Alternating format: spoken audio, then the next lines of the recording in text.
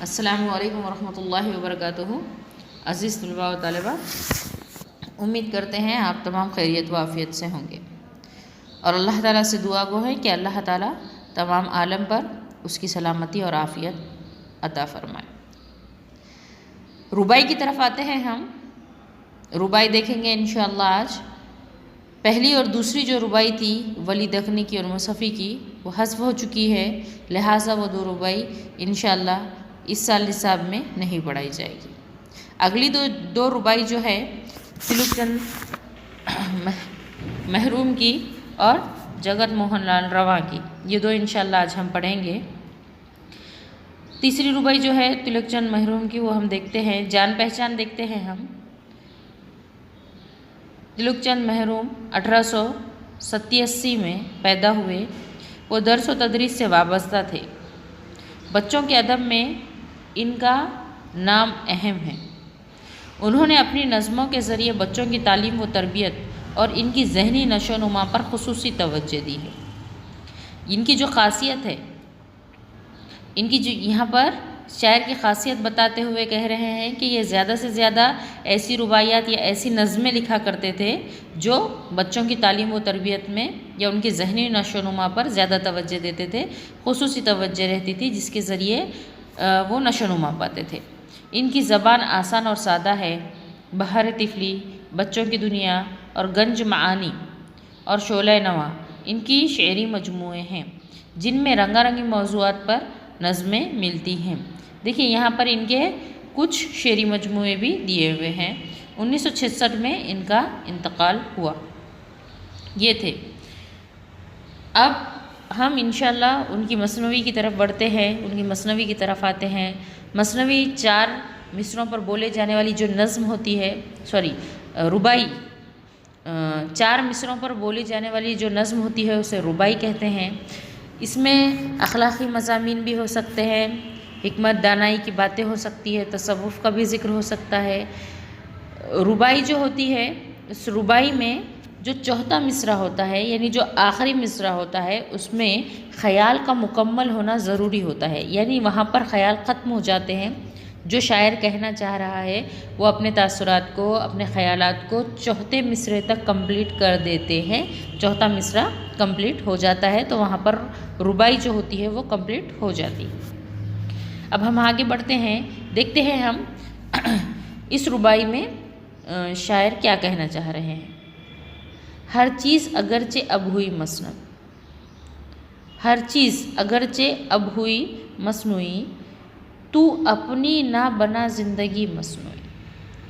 सनत को फ़ुरूग़ कब हुआ कुदरत पर, सनत को फ़ुरूग़ कब हुआ कुदरत पर, उड़ उड़ के गिरेगी ये परी मसनूई। अब देखिए यहाँ पर जो है मसनूई जो है वो जो बनावटी चीज़ होती है जिसको इंसान ने बनाया। यहाँ पर शायर पहले शेर में कह रहे हैं कि दुनिया की जो चीज़ें हैं, दुनिया की जो हर चीज़ है, आज का दौर हम जो देखते हैं दौर हाजिर में, तो हमें पता चलता है कि दुनिया की एक एक चीज़, हर चीज़ आजकल बनावटी हो गई है, जो इंसान ने बनाया है। और इंसान की बनाई हुई इसी चीज़ों के इंसान आदी होते जा रहे हैं। इंसान को आदत हो चुकी है ऐसी चीज़ों की, यानी ये कुदरती चीज़ों को अपनाने से ज़्यादा मसनूई चीज़ों को अपनाना ज़्यादा ज़रूरी समझने लगे हैं इंसान, इसी पर है। तो शायर यहाँ पर बता रहे कि हर चीज़ इसी तरह हो चुकी है, बनावटी हो चुकी है। मगर दूसरे ही मिसरे में शायर कह रहे हैं कि तू अपनी ज़िंदगी को इस तरह बनावटी और दिखावे वाली ना बना। अपनी ज़िंदगी को तू वैसे बना जैसे कि फितरत में होता है, जैसे कि कुदरत बनाती है। सनत को फ़ुरूग़ कब हुआ कुदरत पर, यहाँ पर जो बता रहा है, देखिए शायर क्या कह रहे हैं कि कभी भी सनत, वो हरफत जो होती है, हम पढ़ते हैं हुनरमंदी होती है, कारागरी होती है, ये जो भी होती है कुदरत से बढ़कर नहीं होती, कुदरत से बढ़कर नहीं होती। हमेशा ही कुदरत ही गालिब आती है, फितरत ही गालिब आती है। कुदरत की चीज़ें ही जो होती है वो ज़्यादा صحیح معنی جاتی ہے. کتنی بھی دنیا آگے بڑھ جائے، کتنی بھی دنیا ترقی کر لے، مگر جو قدرت کی چیزیں ہوتی ہے اسی کا غلبہ ہمیشہ ہوتا ہے. اور آخر میں یہ بتا رہے ہیں اڑ اڑ کے گرے گی یہ پوری مصنوعی، یعنی کہ یہ جو ہے ایک دن منہ کے بل گر جائے گی. یعنی دیکھیے لوگ جو ہے مصنوعی چیزوں کی جو عادی ہوتے جا رہے ہیں، لوگ اس کو پسند کر رہے ہیں، اپنے آپ کو اس کی عادت میں ملوث کر رہے ہیں، دن اور رات ہمارے اسی میں گزر رہے ہیں. مگر قدرت کی جو چیز ہوتی ہے، وہ قدرتی چیز کی کوئی بات ہی الگ ہوتی ہے، وہ کبھی بھی مصنوعی چیز کی برابری نہیں کر سکتی، بلکہ قدرتی چیز کا جو پلڑا ہوتا ہے وہ ہمیشہ پلہ اس کا بھاری ہی ہوتا ہے.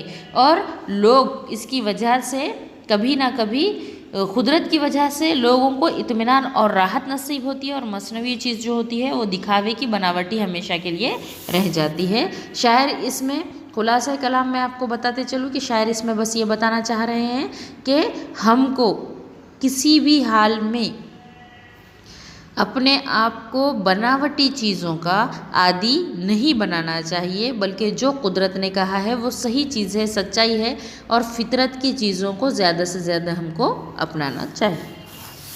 چلیے انشاءاللہ اگلے ویڈیو کے ساتھ پھر ملیں گے. اللہ حافظ.